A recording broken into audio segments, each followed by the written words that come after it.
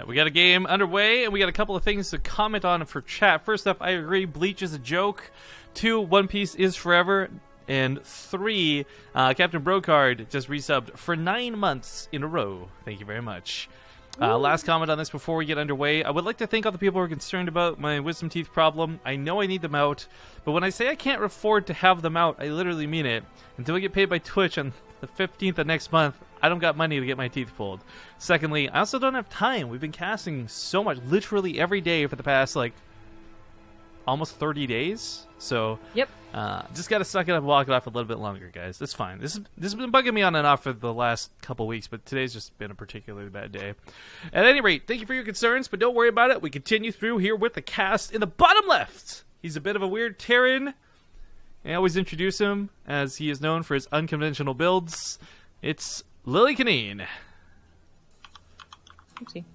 In the top right, as the red Zer, he's Liquid Snute. So, what actually shocks me is seeing a somewhat normal build out of Lillekanin. I say a bit hesitantly, because this still probably could go to mech or something weird, but taking the CC early, not throwing down 3 racks for Reapers, nothing in proximity to Snoot's base. I'm already astounded. Nope. Well, he's not always cheesy, but he is always interesting. So if we saw like a Ghost Academy go down, I'd be like, okay, sounds legit. In fact, that is just a straight up good build. Very strong all-in that you can incorporate into your own TVC. Yeah, what he did versus TLO? Yeah.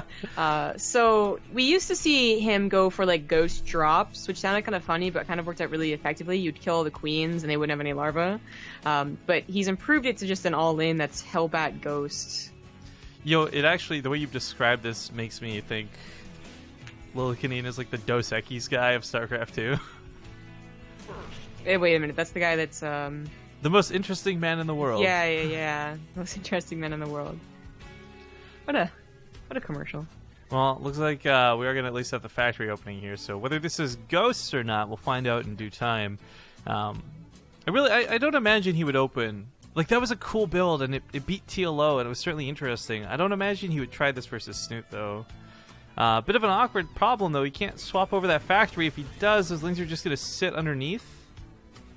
So he's going to pull this back and go for, I don't know, a tech lab, I guess, if I'm guessing. Yeah, maybe. It's always a mystery, the Lillekanin. It's 2 starports. Yes! Now, this, funny enough, will probably, if I had to guess, open with Liberators. And if that's the case, great. Cool. We'll see him do a little bit of maybe mineral denying, try and shut down a little bit of Snoot's economy. But if he follows it up with, like, 2-port Banshee, it's a big dumb grid of a face. He just might. I always certainly seen him go for double Banshees. We've seen him go for, I think once maybe he tried to go for a lot of Liberators, I want to say. But it is going to be that cloak. And Banshees will be on the way. We'll see how quickly he dedicates to the Fusion Core, too. As I imagine if you're going to go for Banshees, you got to go for the Hyperflight Rotors. Well, it's funny because you say that, but it's a Lillekanin, so actually, as much as I would love to cheer for that, we'd probably see a battlecruiser at some point. That's a possibility. But only time will tell with this guy. Snute does have to scout this, of course. Like, everyone knows who Lillekanin is, and they know a lot of his builds, but it's still tricky. There's so many, you can't quite tell which one he's going to do. And he's actually really improved on his base skill set, you know? Like, he used to be like some guy would only ever win because he surprised opponents, but he's definitely been improving in macro and micro, and I think it's a big reason as why he actually qualified for our tournaments, is that he's improving just as a good player, but it is still about those gimmicks. I mean, we leave this to Snute because we know he's a good enough player to defend against us if he recognizes what's coming early enough. But gimmicks aside, that's what's kind of cool about watching players like Lillekanin, because we've been casting so much StarCraft 2 for the past 2 years, and we've seen him go from this guy who would never be capable of making more than 50 SCVs, right, to this point now where he can play macro. You're right, like, it's not just his gimmicks that carry him, but gimmicks they surprise people often. So I'm personally cheering for the Hyperflight Rotors. I think you need an armory for that upgrade, though. I'm actually unsure. I don't recall. Either an way, armory for Hyperflight? No, it's Fusion No. Core. You're right. No, I'm dumb. No? I don't know what I was thinking Yeah. there. But the Banshees are popping, and he's got a Christian. third. I know. I should know better. It's my favorite upgrade in the game, Christian. right? Third starport's down though. No tech lab yet? Question mark. I'm wondering if that will be the reactor because you talk about potential liberators later. But for now, one Banshee does not look that odd. One Banshee with No. Hellions, that's perfectly normal. Just you should be elsewhere on the Whoa. map. This one gets shut back. Cloak did wear off. So looks like he got about 6 kills while we were watching the front of the base Huh. here. So he's gonna switch into Liberators. Yeah, I think it's a great Yeah. move. All right. Well, securing his third base is next on the list of things to do. Snute, obviously losing Roaches is never ideal, but I mean, I think he's okay. They are gonna die here. I mean, it's better these He's die getting- than drones. Yeah, that's a good point. He is getting up to the lair, and I really hope he goes for a Spire. We've seen people deal with mass air with Roach Hydra, or try to, and it can work. It's always so scary. It's like the Phoenix problem where the Hydras get picked off. But a Corruptors would obviously be, ideal. They can take down Liberators, especially in low numbers. Banshees can't shoot them. They're not very quick, and that's like their one problem. But now they can pee on things, so yay. Work. Pee on things. Just Okay, pee on things. So this is just going to be all mass air, by the way, Lillekanin. Double Armory's coming down. No signs of extra factories. He's not looking to get a bunch of siege tanks on the ground or ghosts to fight with. He is going to be going this air style that we have actually seen him do on multiple occasions. Now, the Spire comes out, and if it's Corruptors right off the bat, then I think Snute knows exactly what to expect out of Lillekanin. If it was Mutas, there's like questions, but unfortunately, as we see, no Spire. It's just straight to Infestation Pit. Interesting. Is he gonna try and get up to Hive as quick as possible? Like, you can get Vipers and get... Parasitic Populist. Bomb isn't what it used to be, though, so I'm not sure. Liberator Range is going to be fantastic here to try and shut down a bit of the natural base, but if it is Vipers... Oh, wait, double infest? Okay, it was a misclick. Yeah, I think maybe a Hydra Slam was supposed to come down? Or maybe that was for the Spire.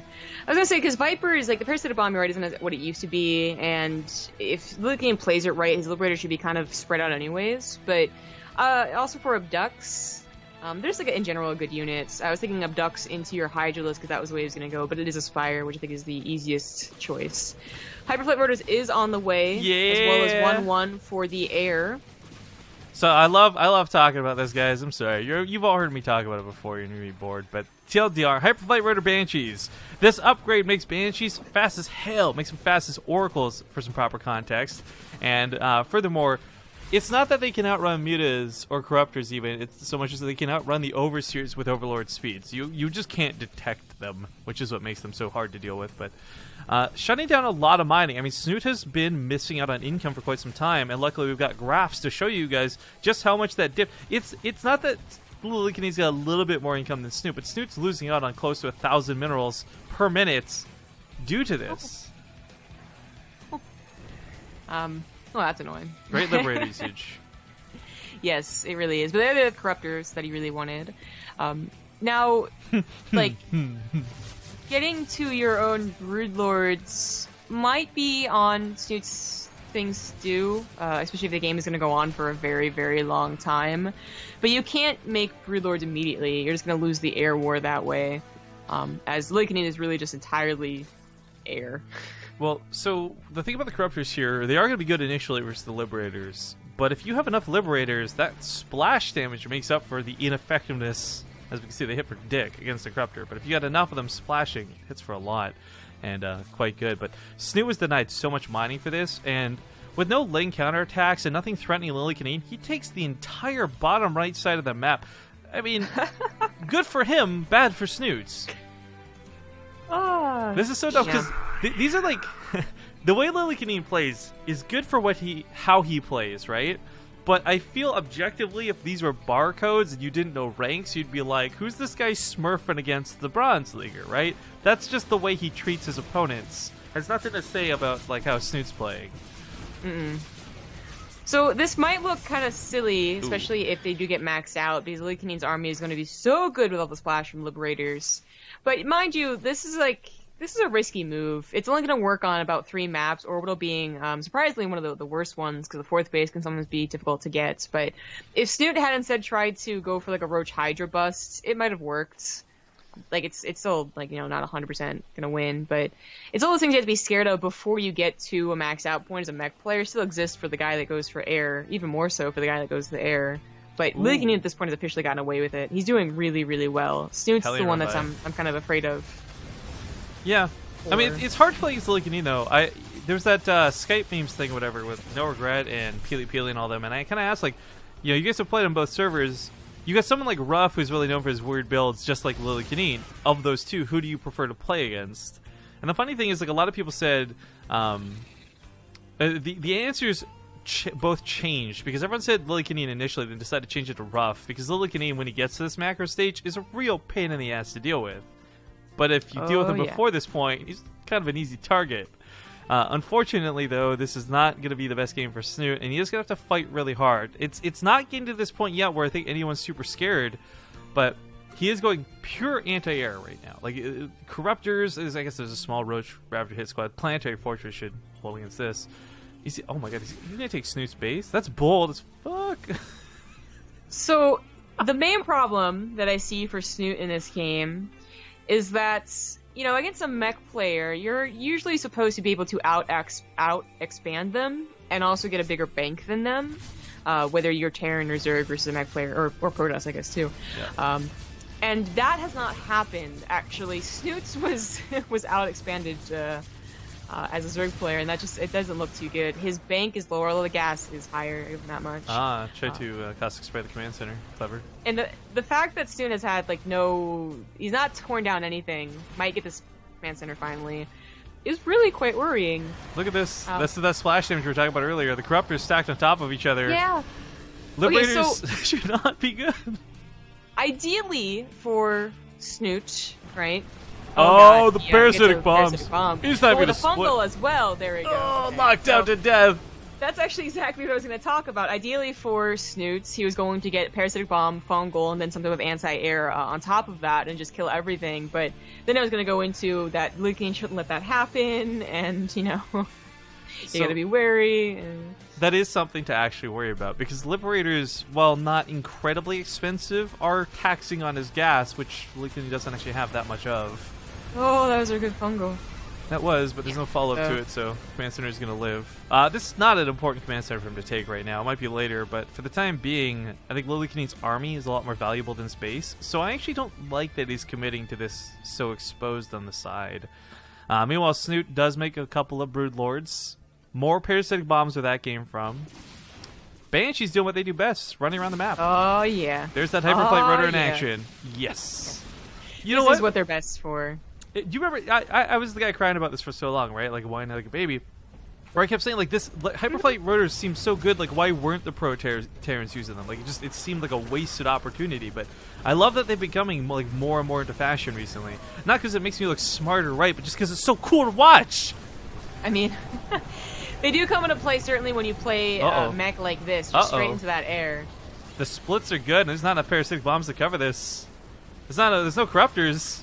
He was relying purely on parasitic bomb / fungal growth / infested Terrans, and Lillekanin actually does take a pretty good fight despite losing this situation. Now the base is still burning. It looks like it is going to die. Top left, all of the Banshees just went ham. They killed 2 hatcheries and are going to escape. Yes. And unfortunately for Snute, it's really hard to defend against that many Banshees unless you have units in position. Even enough Spore Crawlers, they'll be sniped one at a time by 6 Banshees or whatever. This looks like Lillekanin's game. This looks almost trolly. It looks so trolly. Yeah. Snutes, once again, is going to have to hope for that deadly fungal parasitic bomb combination. But he really doesn't have that much of a bank. He lost both of his bases. He's taking this goal, which I'd like, but Lillekanin looks fine. Fine and dandy. Yeah. Yeah, the bottom right being untouched through all this is probably the biggest deal, because it's the gas mining, right, that matters at this point. You don't really care about minerals. He's not making 50 mules per round. In fact, there are more starports. I don't think he can actually afford this right now, but he's going to do it. 8 starports for 6 bases? I think he can do it. 8 port Banshee. Just let that sink in for a moment. If Snute had a bigger more stable economy and a bigger bank, I wouldn't mind the Ultralisk because, you know, you always... The ideal is to get rid of the air army and then probably switch into a ground army of some type. But he doesn't have a very good economy, and Ultras are going to be just so expensive. It's going to be like 2 or 3, which should be easy to deal with just reinforcements from Lillekanin. Lillekanin continuing to perfect his composition, by the way. He's getting ghosts. Yeah, I would imagine, by the way, just thinking on this, like, with everything that's in play, a lot of Lings probably wouldn't be too bad. Not to necessarily fight the army head-on with, but do what Lillekanin's doing, right? Like, running around the map and just harassing it best you can. Obviously, it's not going to stop a planetary fortress, but maybe start picking off starports, tech labs, you sneak into the production. Because that's still the core weakness of Terra, no matter what style you play. Once your production gets compromised, you start having a lot of trouble in the game. But that's so many... How many are we up to? We're up to 21 Liberators. So about 1 Liberator per year of Nathanius' life. What is Snute doing pushing into this? Oh god, run! The Ravagers aren't a bad idea. I mean, Corsair Gear's pretty decent. Oh yeah, that's the you know, either a fungal. Oh, hold on, okay, they all die. But yeah, the fungal hold them in place, and the Corsair Gear is going to do amazing. Lillekanin's not only adding on ghosts potentially, but also has been adding on ravens, which look a little odd considering their change in role in Legacy of the Void. But they still have all of their tools. Just, you know, they've been decreased in time. Auto turrets are too good. I actually think auto turrets are going to be so much better than point defense drones in this situation. But the point defense drone will nullify queens, it'll nullify corruptors. So much for those vipers. Man, it is so much in casters though. Like those EMPs could, like Snute is banking so much in infestors and vipers, and if those EMPs hit, he'll have nothing to fight with. Yeah. God, +3 banshees do so much damage. Look at all these transfuses. Snute doesn't give a. He has no chance against spread out liberators. He barely has a chance against clump liberators. At this point. I can't even zoom out to cover all the liberators. Like the game doesn't zoom out far enough to do it. Now the spore crawlers. There it is. Lillekanin, don't throw this game. No, it's still not good enough though. Still, don't throw this game. He's gonna hit all of that, and that's nice, but. Then what? What's funny is because of how, for both teams, they've been going to these gas-expensive units, there's actually not a lot of units in play. Like, the supply is good, but it's not 50 Marines, it's like 10 Liberators. A couple parasitic bombs land, but honestly, this shouldn't be too bad. He does keep flying over these spore crawlers, and it's kind of driving me nuts, because there's no reason to. There really is no reason to whatsoever. There's no base to see jump, like, just walk away, man. You know that joke when people always, like, stare is my greatest weakness? Yeah. Like liberators and spore crawlers. Yes. They look at the plane in front of them and they're like, "Oh, spore crawlers, my greatest weakness." I don't want to. Actually, this sounds crazy. I'm actually starting to feel a little bit better for Snute. Yeah.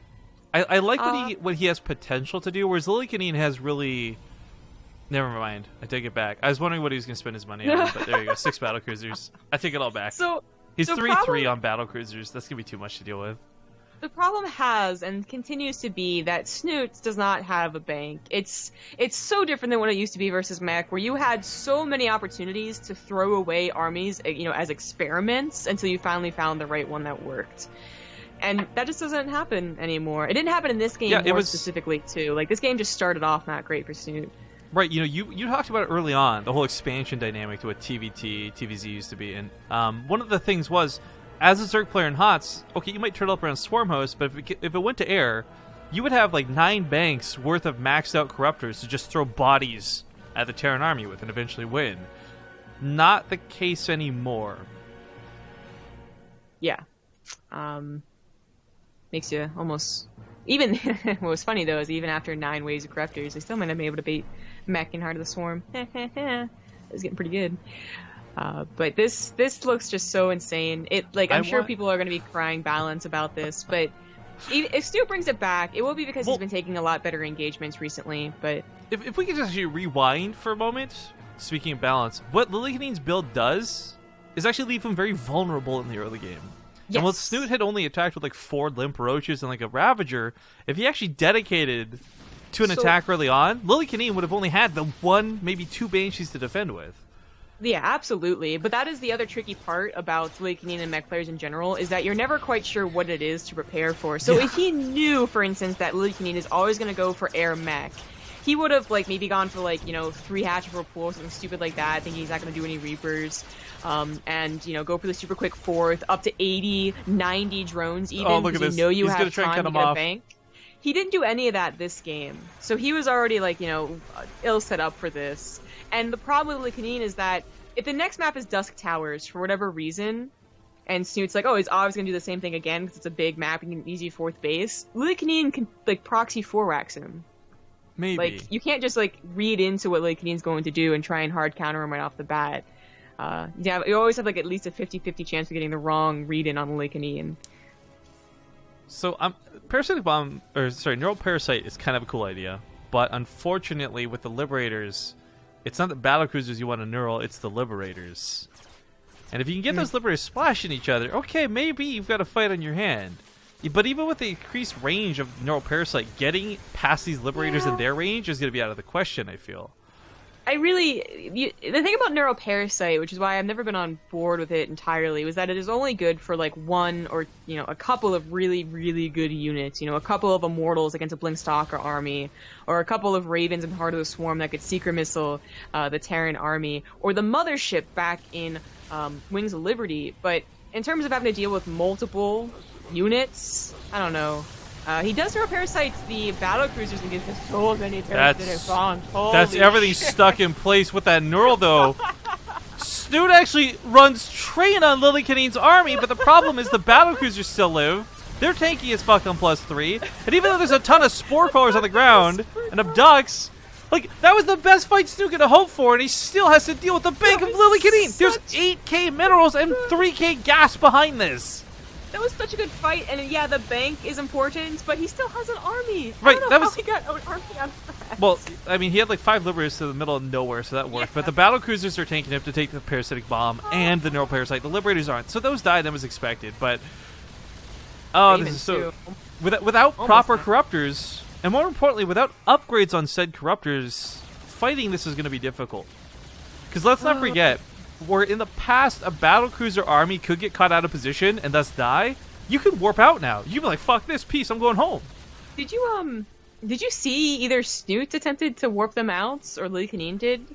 Like, I could have sworn I saw the warp animation of 1 or 2, and then they didn't actually do it. I did not see that. I'm actually gonna play the stream back to see.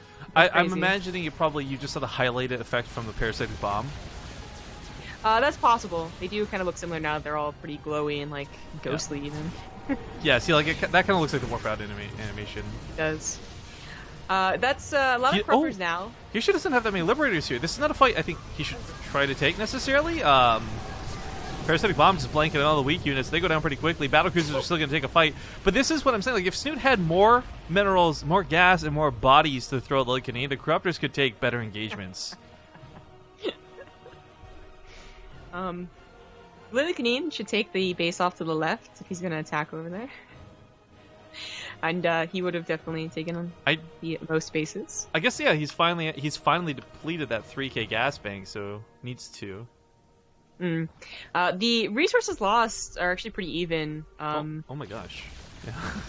I didn't realize. Like, I thought this might have looked like a situation where the casters were doing better resources loss wise, and the fact that Snute didn't have a super good economy is okay for him. But then I checked; it's actually wrong. They're still doing quite poorly in resources lost. Well, this is the first great thing to happen. Killing a planetary. Yeah. Well, I mean, this another one to go down. Well, that was pretty great. Yeah. Great on the ground, I should say. By the way, we missed it a long time ago, but Shandith, thank you so much for the 17-month resub. Been a lot of crazy shit going on in this game, so apologies for missing it. But I wasn't kidding when I started on this statement earlier when you had the gas bank, so I'm going to revisit now. I actually think Snute is playing this smarter than Lillekanin. But Lillekanin had the lead, so it was harder for Snute to come back. Yeah. He did warp with a neuroparasited battlecruiser, by the way, just back into the fight, though. Oh, okay. Awkward. It's so awkward. Whoa, another good parasitic bomb going on. Those liberators are all choked up. He EMP'd his own Ravens. Actually, so that's kind of something to talk about. Ravens haven't been utilized much. Like, he's had them, and he's thrown down, like, maybe 3 or 4 point defense drones. I would have loved to see more auto turrets, because auto turrets do a phenomenal amount of damage to everything. Yeah. Auto turret harass would be a little too dangerous. as Ravens still aren't that fast, although they did have their speed boosted. We haven't really seen that much harassment from Lillekanin since those Banshees earlier on. Yeah, actually, Snute I liked posting the his own Hellion videos. run-bys he was doing earlier. That was kind of cool to see. Mm-hmm. That's a lot of scans. That is. Lillekanin actually... So speaking of those Hellions, I wish he had more factories, because he can't actually spend this 8k mineral bank he has. Unless he wants to build, like, hella missile turrets or something. So many Hellions. No, this is what I do when I go Mass Reaper, you know, and mono battles. Just build planetaries in the middle. Well, planetaries cost gas too, but... And then missile turrets as well, and... I mean, they're all good to go. It looks like bad macro, right? Because he's not maxed out, but like, he's so gas intense.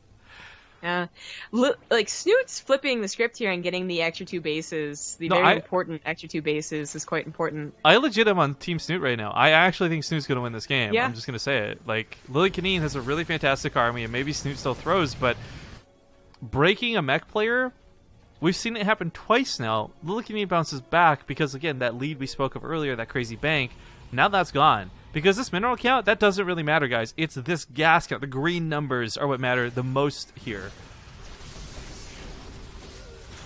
Ghost gets picked off, unfortunately.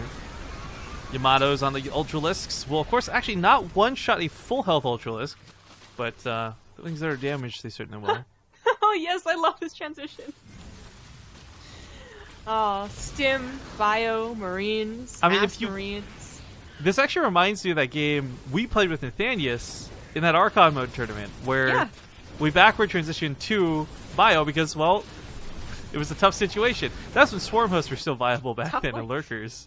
But this seems trolly and silly, but this is the best way for him to spend that 8k mineral bank. And you know what?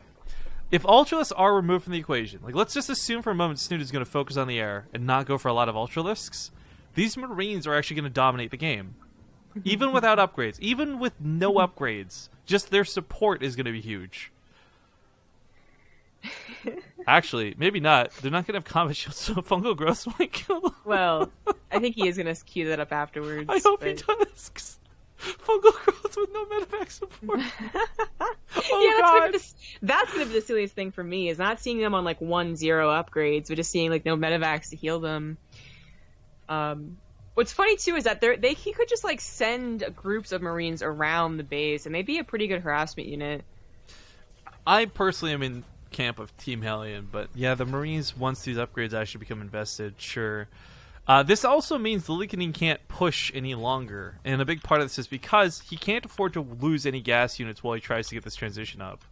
A big part of this is going to be trying to catch Snute off guard, but another part of it is staying alive until you've got that Marine count to fight with. The thing I don't like about this situation, like, as cool of an idea as this is, if Snute has gone all air and invests all his gas into anti-air, this will work. Snute just needs to make like 2 Ultras, though, and all the Marines die. Right.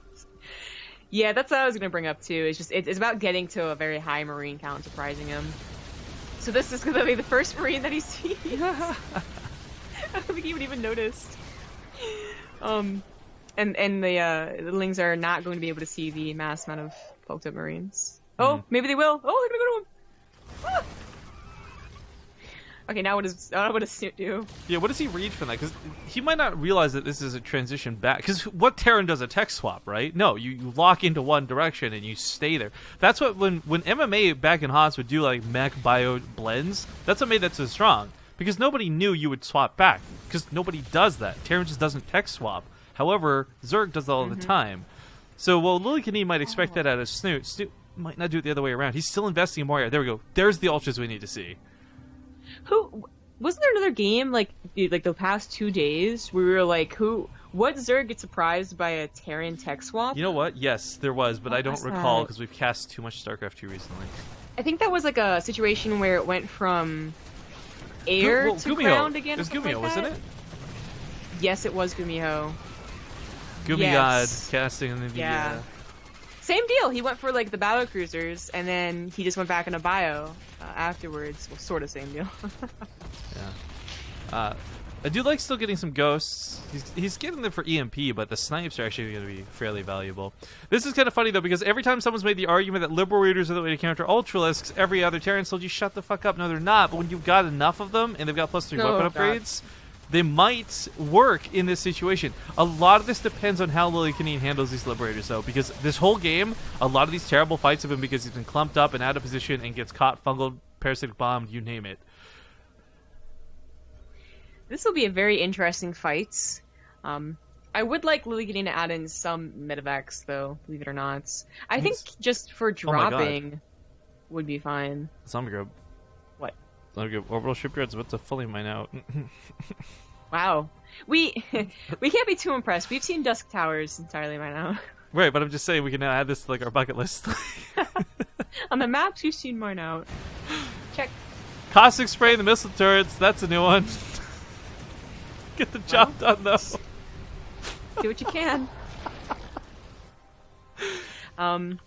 So we do see a couple of Hellbats out, by the way, and we didn't really note that they never got Blue Flame.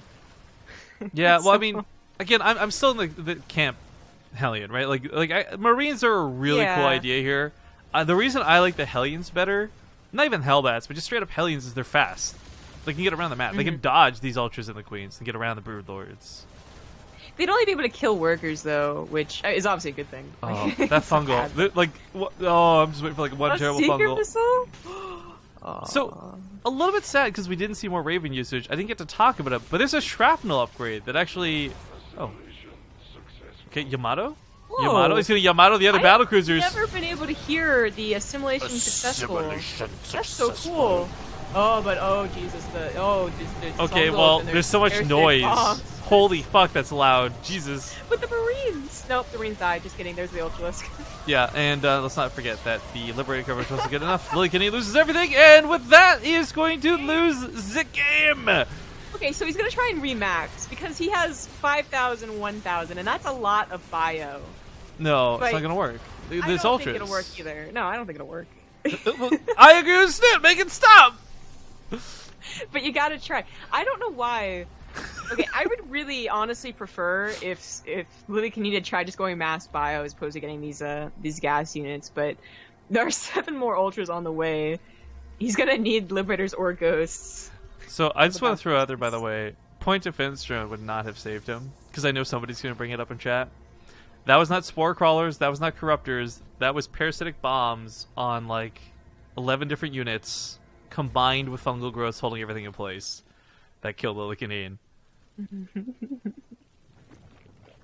But just since we probably won't get an opportunity to talk about it again, the Shrapnel upgrade would have been cool to see. Ravens can have auto turrets and Secret Missiles do 30% more damage. And with stacked up units like Corruptors and such, that actually may have been a preferable option to the way this game played out.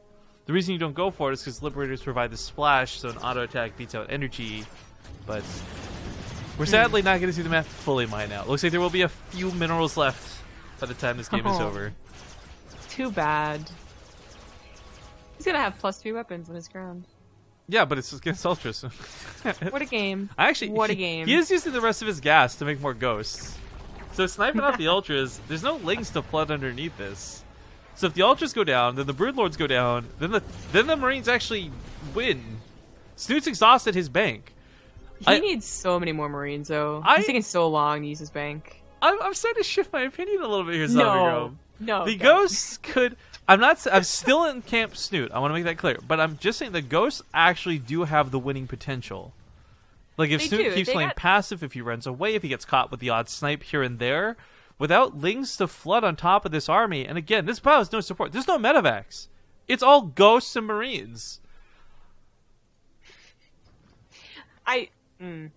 If he could use his bank quick enough to get a Marine flood, I'd be okay, but I guess it's check time, right? Like, see how many minerals and gas are left over. If anyone's missing anything, they should grab it up real quick, and no, they're not missing anything from their mined out bases. Well, snipes They're are coming entirely down. out of their gases. But snipes on the Vipers mean there's no snipes for the Ultralisks. That was a questionable decision. GG. What a crazy game! Map number 1 goes to Snute. And now it'll be up to Lillekanin to pick the next game. There's a good 10 minutes in that game where I could have sworn Snute was out of luck. Yeah, I agree. Especially in the early parts of it. Incoming transmission. Got a donation. Let's head off to an ad break, but first read this out from Mr. or Mrs. Abadrix. Hang on, my thing's not refreshing. Abradix, $10, says, been watching you guys all week with Adblock on. Hope this compensates. Aw, thank you very much. All right, 2 minutes of commercials, guys. We'll be back soon with map number 2. All right, folks, we are getting into game number 2 in this best of 3. Spawning here in the top right, but not for long. It's going to be Red Blood Pro's Lillekanin. What did I call? In the bottom left as the red Zerg, he is Liquid Snute. And I did say you could 4-racks on Dusk Towers, Lillekanin, and that's why you can't anticipate him going for a macro game. But it might not be the 4-racks. Maybe just be 3-racks. Well, I'm pretty sure he'll go, because he's done 5-racks with 3 SCVs before. But I was going to say, what's kind of cool... Almost like a little bit of mind games in this. Like, Dusk Towers is a map you would intuitively pick first if you're going to do that strategy he just pulled off. Having done that first on Orbital Shipyard and then picking Dusk Towers afterwards, I think every bit of common sense for Snute says, okay, he's going to try and do that long shit again. So, the barracks all in is cute, but we've talked about this so many times on stream. Outside of the one game he played versus Walmu doing this, and this isn't even exclusive to Lillekanin, we're encompassing everybody, you Thermal and others who've done this, the Rax Marine push never works! So... Actually, specifically, revisiting, when he did this versus TLO, yeah, that got shut down so hardcore, and it looked like it was going to work in that situation. Right, yes, I do remember that. So that almost worked, but TLO had a very nice reaction to it and a bit of a lucky fight, too. What's different for this game, though, is that Snute did take the outside third, which might change the dynamic up, because I do believe TLO went for his regular natural hatchery. This shouldn't be dangerous in most scenarios. Like, you're going to get a third base anyways, but in this one scenario, it's going to be maybe bunkers now come up to attack the base, and... well, we'll see. Baneling Nest is formed really quick here, though. Snute might have been thinking the same thing. Like, I don't want this game to go on for very long, and in doing so, inadvertently counters what Lillekanin is doing. Oh, amazing. Actually, yeah, that's funny, because if you scout no Reaper, a lot of Zerg have been hitting with all-ins in one variety or the other. Now, I think he's got suspicions of what's up. And so he's got these links check-in. He's going to find out about this, and that Baneling Nest is going to be a godsend. Oh, yeah. Again, you might not have enough Banelings to deal with this because Marine production is really good in Legacy. There's, in fact, already 11 Marines on the map. Snoot's going to have to pull back. 5 Banelings on the way. If Lillekanin goes up this ramp blindly, he's a fool. That's a big part of having these SCVs. You can scout ahead a little bit. Supply blocks Snute. Oh. That is quite bad. But there are the Banelings. Honestly, just getting the Marines to split up is going to make the Lings more effective. Yeah, and you don't even have to use the Banelings here. I think this may have actually already done it. Yeah, I do too. GG! That's what's called a hard counter. GG! Well, I guess if you take the 2 games and average them together, this was a normal best of 3, after all. What I was gonna say. It was like about 43 minutes, right? Like, that's good. Yeah, your mistake. Now this is going to lead to much... God damn it! It's ZvZ! I prayed that this wouldn't happen, yet it still does. It's Bly in the finals versus Snute. Now, for those who don't know, we did change the prize pool dynamic of the Corsair Cup recently, and it is $60 to first place, $20 to second, but $10 to third and fourth. So you Thermal and Lillekanin will both get $10 for finishing third and fourth place. So congratulations to both. A little bit sad neither of them were able to make it, though. But this means we're going to have a best of 5 finals. However, as much as it might be harrowing, before we go to a break, let me tell you guys, we already saw Snute play a pretty good ZvZ earlier, so we know that he's good in the matchup. Secondly, Bly is somebody who relentlessly loves 14-14s in ZvZ. So we might not even see long games. They might all be quick games. I don't know. We are, however, going to just try and squeeze in a quick 2-minute ad break while we get the lobby set up, while we get the players sorted. It's Snute versus Bly, best of 5 grand finals. Thank you guys for tuning in. We'll be back with a grand finish here for the Corsair Cup in just a moment or two. We'll actually, before we do, again, just it's our last Corsair Cup, guys. We got a lot more people on the stream. I'm just going to talk about this really quick before we go. We are going to do more Corsair Cups in the future. Like, Corsair's happy with us. We're happy with them. However, this is our last chance to get any bargaining chips on BaseTradeTV side of things. So even if you guys don't plan to buy equipment, even if you're not, and I really hope you would, I actually can recommend a lot of this Corsair gear. We've been using it for months now. But even if you're not planning to actually buy any stuff, visit the links down below, because clicking on those links from the page lets Corsair know you came from BaseTradeTV. And the more page clicks they have from our channel, lets them know that this is actually something that's advertising for them. So as we finish up this cup, we'll be submitting all statistics from viewership to unique viewers to the clicks they've had on their website, and that's what's going to help us negotiate what the contract coming out of this is. Our goal with the contract is not more money for us. Our goal with the contract is to get more cups going, or even a monthly final for these cups going, sponsored by Corsair. So if you guys want to help out in that last little bit, I can't guarantee it will change things, but it will certainly not hurt. So thank you guys for sticking around, and we'll see you in 2 minutes with that grand finals match when we return.